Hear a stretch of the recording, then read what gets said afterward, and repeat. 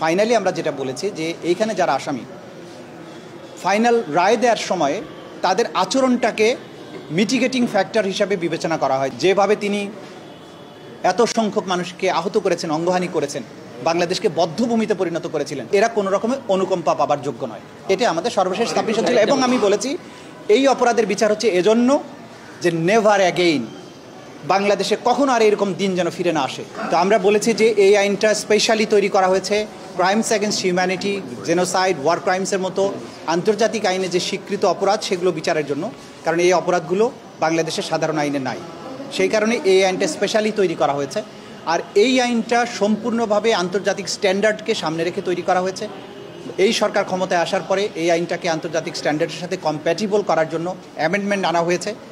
ICC Rome statute, অর্থাৎ যেটা জাতিসংঘের আন্ডারে পরিচালিত যে আন্তর্জাতিক অপরাধ আদালত, সেইখানে যে আইন, সেইটার যে এলিমেন্টস অফ ক্রাইমস, সেখানে রুলস অফ প্রসিডিওরের যে বিধানগুলো আছে সেগুলো আমরা আমাদের আইনে ইনকর্পোরেট করে এই আইনটাকে আন্তর্জাতিক আইনের সাথে সমান করা হয়েছে, সেই মানের তৈরি করা হয়েছে। সুতরাং এই আইন নিয়ে তাদের যে যুক্তি সেটা গ্রহণযোগ্য নয়।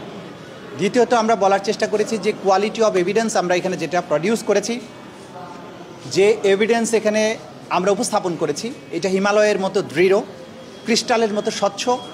এই এভিডেন্স নিয়ে যেমন লার্নেড অ্যাটর্নি জেনারেল বলেছেন যে দুনিয়ার যে কোনো আদালতে যদি আপনি এই এভিডেন্সগুলো তুলে ধরেন তাহলে এই অপরাধীদের অপরাধ সুস্পষ্টভাবে প্রমাণিত হবে।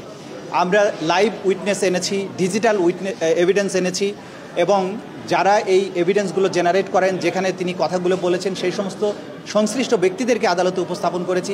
যাকে অর্ডার দেওয়া হয়েছে তিনি এসে আদালতে সাক্ষী দিয়েছেন। সুতরাং এই এভিডেন্সগুলোকে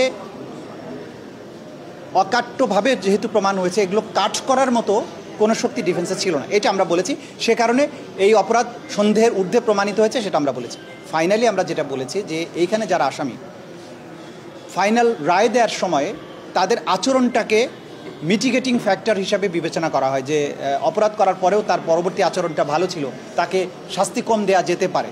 কিন্তু আমরা দেখিয়েছি বা দেখাচ্ছি যে যারা এখানে আসামি ছিলেন তাদের পরবর্তী আচরণ, তাদের মধ্যে কোনো অনুশোচনা নেই। এতগুলো মানুষ হত্যার পরে এইভাবে গণহত্যা চালানো, যদিও আন্তর্জাতিক আইনের গণহত্যা না, মাস কিলিংয়ের মাধ্যমে বাংলাদেশে যে পরিবেশ তৈরি করা হয়েছিল, যেভাবে তিনি এত সংখ্যক মানুষকে আহত করেছেন, অঙ্গহানি করেছেন, বাংলাদেশকে বদ্ধভূমিতে পরিণত করেছিলেন, তার জন্য তার কোনো অনুশোচনা নেই। উল্টো তিনি সোশ্যাল মিডিয়ায় নানানভাবে হুমকি দিচ্ছেন, যারা মামলা করেছে, যারা সাক্ষী দিয়েছে তাদেরকে হত্যা করার জন্য, তাদের বাড়িঘর জ্বালিয়ে দেওয়ার জন্য হুমকি দিচ্ছেন। সর্বশেষে কদিন আগে তিনি চেষ্টা করছেন বাংলাদেশে একটা গৃহযুদ্ধ লাগানোর জন্য। তিনি সেনাবাহিনীকে উস্কানি দিয়েছেন যে তোমাদের কিছু কিছু অফিসারের বিচার হচ্ছে, তোমরা এর বিরুদ্ধে রুখে দাঁড়াও। কিন্তু দেশপ্রেমিক সেনাবাহিনী তার উস্কানিতে পা দেননি। বাংলাদেশের দেশপ্রেমিক মানুষ এই উস্কানি বুঝতে পেরেছেন, তারা উস্কানিতে পা দেননি।